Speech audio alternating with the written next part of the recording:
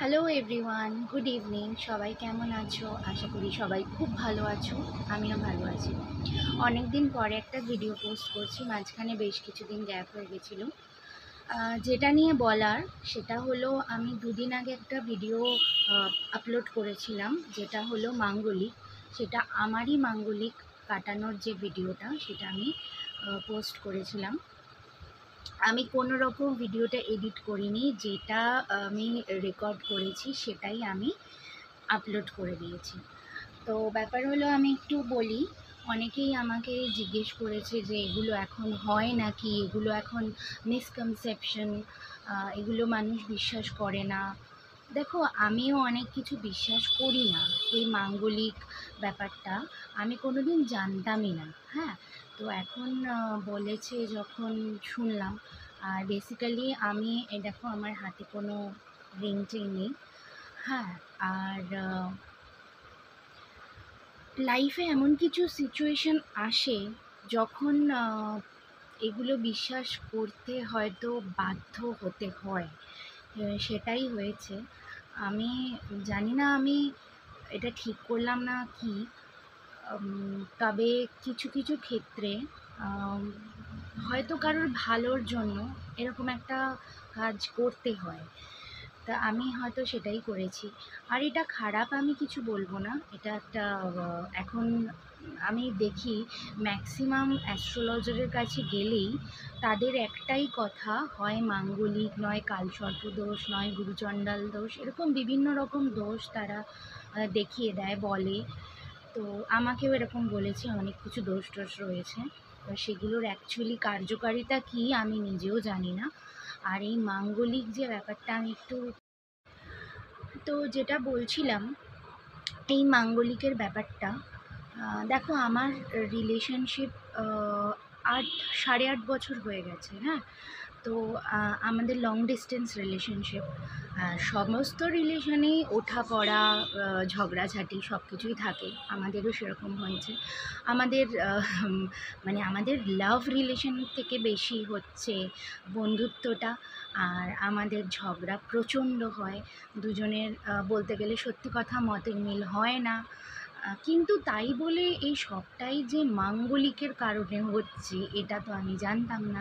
মাঙ্গলিক বিষয়টা কি সেটাই আমি জানতাম না।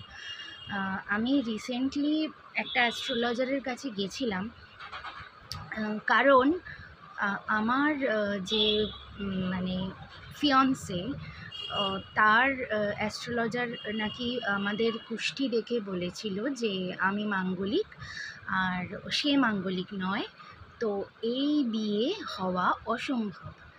তা এরকম একটা স্টেটমেন্ট উনি দিয়েছিল। আর বিয়ে যদি হয়ও, তো ডিভোর্স হয়ে যাবে, এই বিয়ে কোনো দিনই টিকবে না।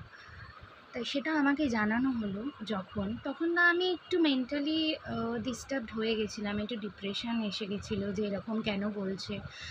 তা আমি ঠিক করলাম, আমি যখন আমার অ্যাস্ট্রোলজারকে দেখালাম, সে বলল যে দেখো, এগুলো তো কাটানো যায়, তো তুমি কাটিয়ে নিতেই পারো। তা আমি যখন তার অ্যাস্ট্রোলজার বলেছে যে এগুলো নাকি কাটানোই যাবে না, কারণ একজন মাঙ্গলিক হলে আর একজন মাঙ্গলিক না হলে সেই বিয়েটা কোনো মতেই সম্ভব নয়। কিন্তু আমি যাকে দেখেছি সে বলেছে হ্যাঁ, এগুলো কাটানো যায়, কাটিয়ে বিয়ে করা যায়। ব্যাপারটা কি আমি যেটাই জানি না, মাঙ্গলিক ব্যাপারটা কি। তবে এই মঙ্গল কথাটা, তো ব্যাপারটা হচ্ছে, আমি যেটা বলছিলাম, মাঙ্গলিক কথাটার মধ্যেই তো মঙ্গল ব্যাপারটা রয়েছে না। যখন আমরা বড়দের প্রণাম করি, তখন তারা আমাদের মাথায় হাত দিয়ে আশীর্বাদ করে বলেন তোমার মঙ্গল হোক। তো মঙ্গল কথাটায় যে মাঙ্গলিক, এটা অশুভ কী করে হতে পারে? আমি তো এর লজিকটা খুঁজে পেলাম না। জানি না এখনকার মানে অ্যাস্ট্রোলজির যুক্তি কী। আমি অ্যাস্ট্রোলজি সম্বন্ধে কিছু জানি না, আমি কোনো কন্ট্রোভার্সিতে যেতে চাই না। কিন্তু কিছু কিছু সিচুয়েশান আসে, যেটা বলছিলাম, যে তখন বাধ্য হয়ে তোমাকে সেই কাজটা করতে হয়, তোমার ইচ্ছা না থাকলেও। আমি নিজে আমি ভগবানে বিশ্বাস করি, কিন্তু কোনো আংটি পরে ভাগ্য বদল হবে, এটা আমি ঠিক বিশ্বাস করি না। কিন্তু এই যে মাঙ্গলিকটা কাটালাম, হয়তো বলবো যে আমার সম্পর্কটা ভালো রাখার জন্যই আমি এটা করতে বাধ্য হলাম। যদি আমার এইটা করাতে আমার সম্পর্কটা ভালো থাকে, সবাই খুশি হয়, তাহলে আমি এটা করতেই পারি। হ্যাঁ, এটার ভালো খারাপ গুণ কি হতে পারে আমি জানি না, তবে করেছি, মাঙ্গলিক কাটিয়েছি। এর ফলাফল ফিউচারে কি পাবো সেটাও আমি জানি না। তবে আমি মনে করি একটা সম্পর্কে দুজনের বিশ্বাস, ভালোবাসা এগুলো থাকাটাই জরুরি। হ্যাঁ, এখনকার দিনে শুধু ভালোবাসা দিয়ে সম্পর্ক হয় না, হ্যাঁ, অর্থনৈতিক দিকটাও দেখতে হয়। সবটাই যদি পরিপূর্ণ তোমার থাকে, তোমার একে অপরের প্রতি বিশ্বাস থাকে, তাহলে আমি মনে করব কোনো মাঙ্গলিক বা কোনো কালসর্প দোষ এগুলো ম্যাটার করে। আরেকটা কথা বলি, মানে আমি কি বলবো বুঝতে পারছি না। এই যে মাঙ্গলিক ব্যাপারটা আমি যে করলাম, আমাকে ভগবান নারায়ণ শিলার শালগ্রাম শিলার সাথে আমার বিবাহ দেওয়া হলো, সম্প্রদান, তারপর মালা বদল, গাঁটছড়া বাঁধা যেটা করা হলো, আমি ভিডিও দিয়েছি, সেটা আপনারা দেখেছেন সবাই। এই ব্যাপারটা আমি জানি না কতটা ঠিক, মানে বলা হয়েছে যে এই নারায়ণের সাথে বিবাহ হওয়া মানে নারায়ণ হচ্ছেন আমার, ভগবান নারায়ণ আমার প্রথম স্বামী। তার সাথে যে আমার বিয়েটা হলো, এবার যখন আমার মানে যে হবু স্বামী তার সাথে যে বিয়ে হবে, তখন আমার এই বাধাটা আর থাকবে না যে তার সাথে আমার সম্পর্ক বিচ্ছেদ হয়ে যাওয়া বা কোনো ভবিষ্যতে কোনো সম্পর্কে বিপদ আসা, এটা নাকি হবে না। যাই হোক, জানি না, অনেকেই দেখি মাঙ্গলিক বলে, কারোর হাজব্যান্ড মাঙ্গলিক, কারোর ওয়াইফ মাঙ্গলিক।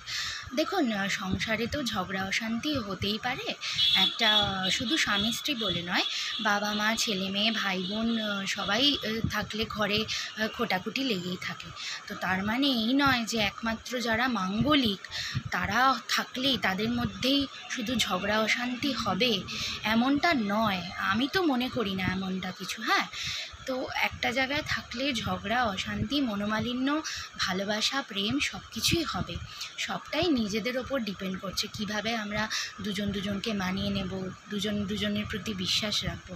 হ্যাঁ, তার মানে এই নয় যে ভবিষ্যতে আমার কোনো ঝগড়া অশান্তি হবে মানেই যে মেয়েটা মাঙ্গলিক ছিল তখনই বলেছিলাম এই সংসারটা টিকবে না, এমন নয়।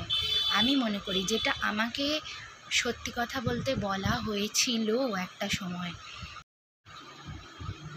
যখন আমাকে এই মাঙ্গলিকের ব্যাপারে জানানো হয়েছিল গত বছর, আমি তো নিজে অতটা অ্যাস্ট্রোলজারের কাছে গিয়ে জানিনি আমার মাঙ্গলিক আছে না নেই, মাঙ্গলিক টপিকটা কি ব্যাপার নিয়ে সেটাই আমি জানতাম না।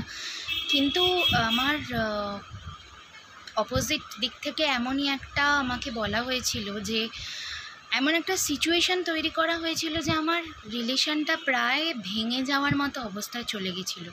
মানে সে অ্যাস্ট্রোলজার বলেছিল যে এই বিয়ে হলে, এ মেয়ে মাঙ্গলিক, এই সাথে বিয়ে হলে একেবারে ডিভোর্স অনিবার্য। তো তখন জানি না আমি কোন সিচুয়েশনের মধ্যে পড়েছিলাম, আমি বাধ্য হয়েই তখন ডিসিশন নিলাম যে ঠিক আছে, আমাকে যদি মাঙ্গলিক কাটাতে হয় তো আমি কাটাবো, কারণ আমার সম্পর্কটা বাঁচানোটা বা সম্পর্কটা টিকিয়ে রাখাটাই আমার কাছে মেন ইম্পর্ট্যান্ট।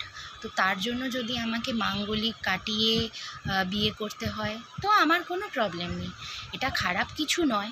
কিন্তু আমি বলবো এরকম সিচুয়েশান ক্রিয়েট যাতে না করা হয় কোনো দিন।